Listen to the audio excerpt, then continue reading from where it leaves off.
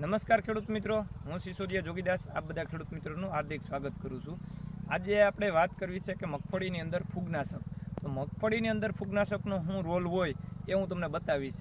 સારું જો તમે ફૂગનાશક તમારા ખેતરની અંદર તમે વાપરેલું હોય તો એમાં ગ્રીનરી સારી જળવાઈ રહી।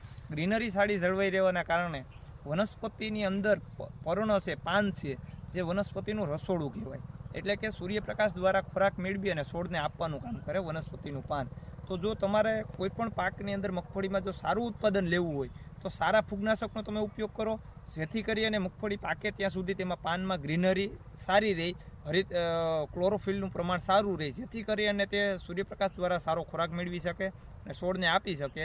જેથી કરીને પાછળની જે બારિયા તેરી આપણે કહે છે કે 12 થી 13 દિવસની અંદર ટૂંકમાં મગિયામાંથી દોડવો થઈ જાય છે, તો એ થવાની પ્રમાણ વધી જાય અને તમારું ઉત્પાદનમાં સારો એવો વધારો આવે છે।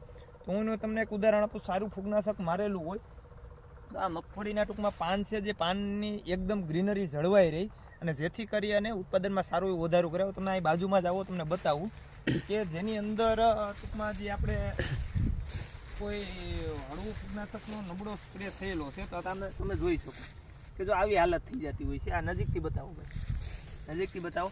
તો આ રીતના ટૂંકમાં મગફળી પાકે એ પહેલાં આ રીતના પાન હુકાવા મળે, જેથી કરી અને તમારે ઉત્પાદનમાં ઘણો ખરો ઘટાડો આવે છે। આ જોઈ લો, જો આ રીતના ટૂંકમાં આ માંડવી પાકી ગઈ છે, અત્યારે 4 મહિનાની આજુબાજુની માંડવી થઈ ગઈ છે।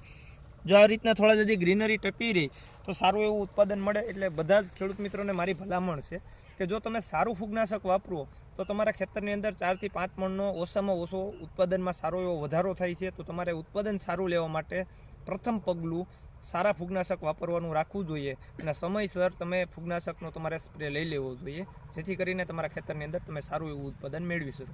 Thank you.